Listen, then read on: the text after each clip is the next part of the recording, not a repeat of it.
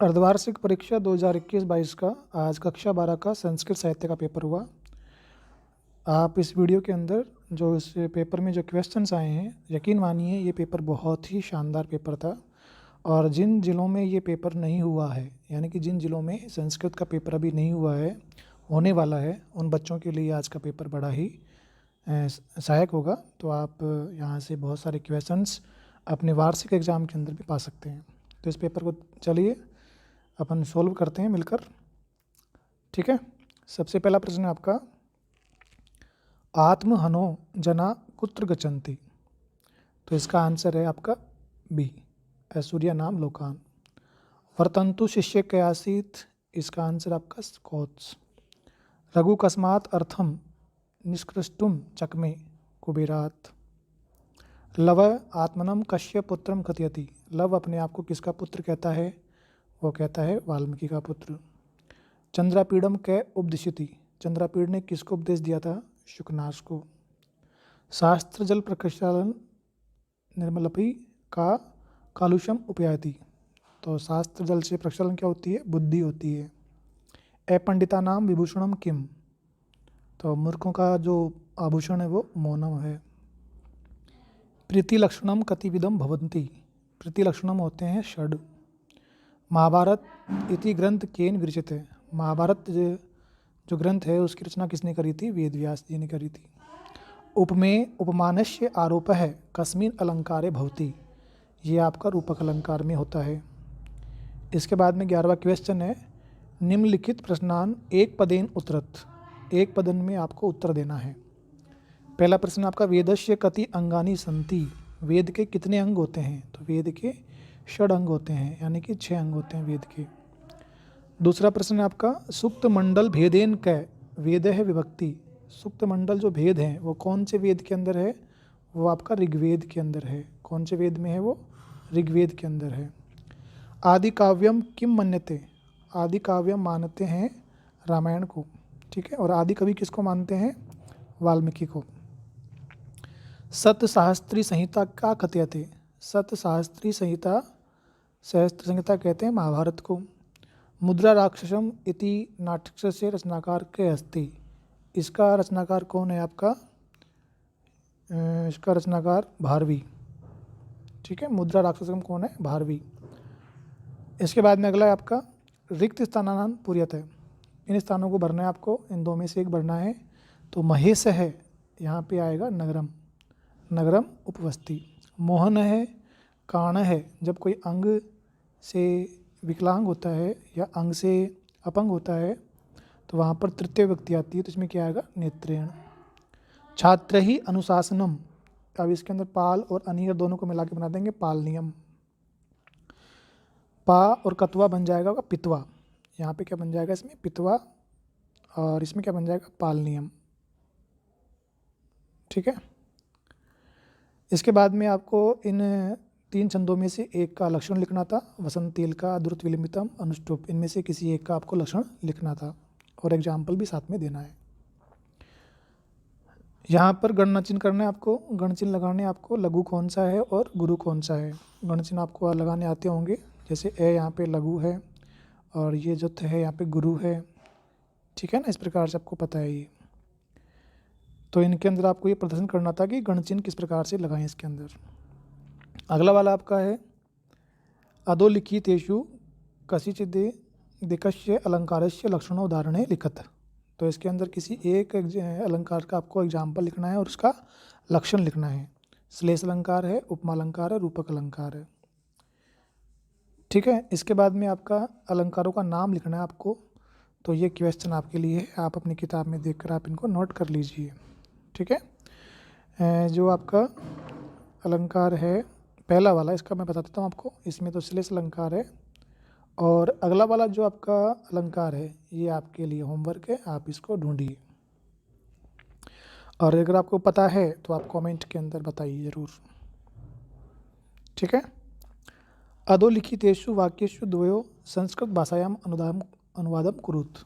तो 2 वाक्यों का आपको संस्कृत में अनुवाद करना है। बालक घोड़े से गिरता है, तो ये बन जाएगा बालक अस्वात् पतति। दूसरा है, राजा सिंहासन पर बैठता है, नृपः सिंहासने तिष्ठति। धनवान निर्धन के लिए धन देता है, धनिकः निर्धनाय धनम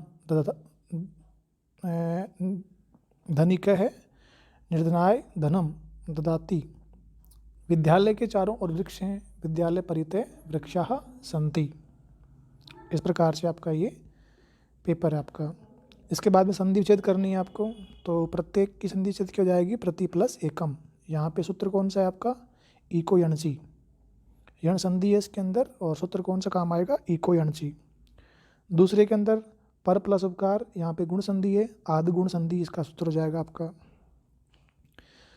इसके बाद में बात करें अपन यहाँ पर जो रेखांकित पद हैं उनमें बताना है कि कौन सी विभक्ति है।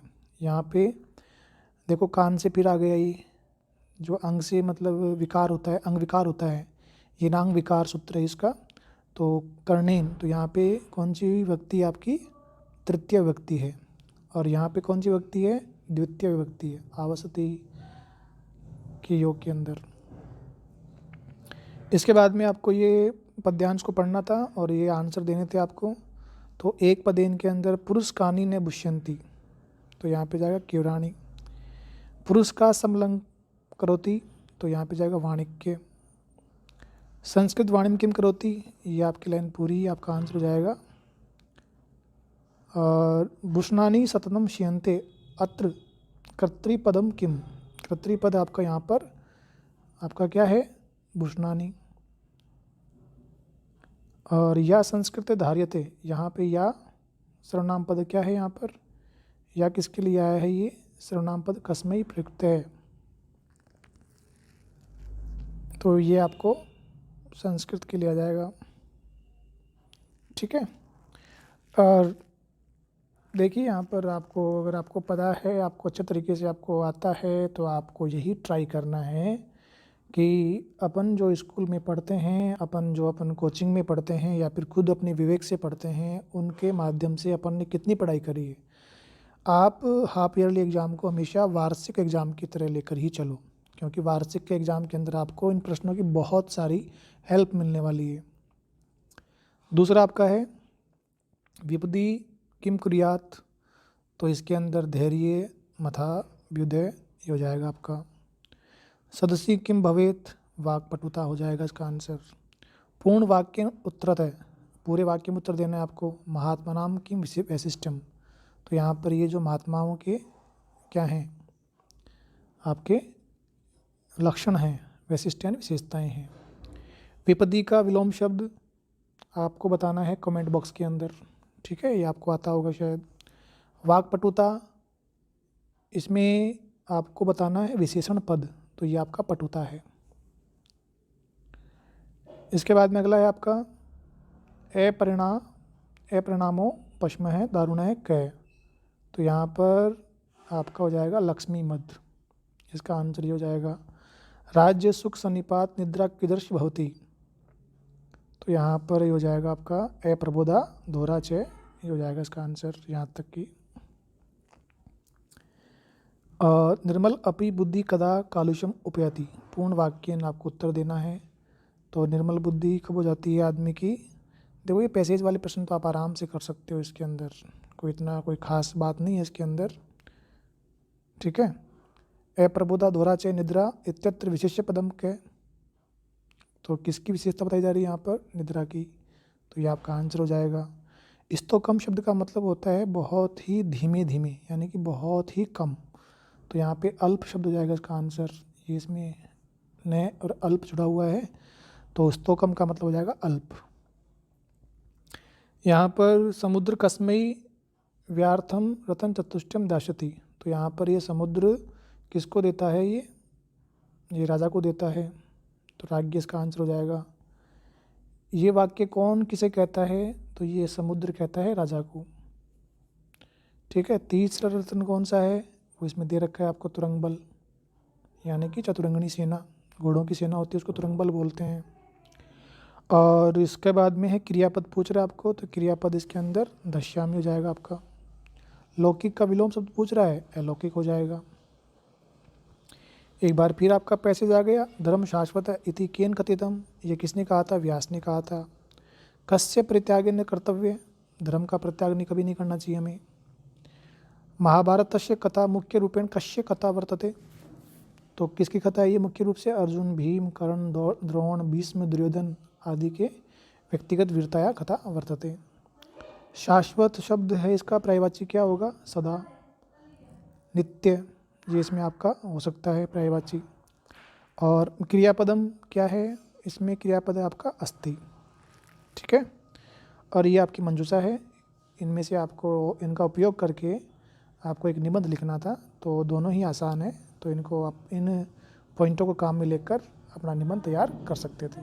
ठीक है, अगर आपको ये वीडियो अच्छा लगा हो तो आप वीडियो को लाइक करें, शेयर करें और चैनल को सब्सक्राइब करें। आप सभी को बेस्ट ऑफ लक।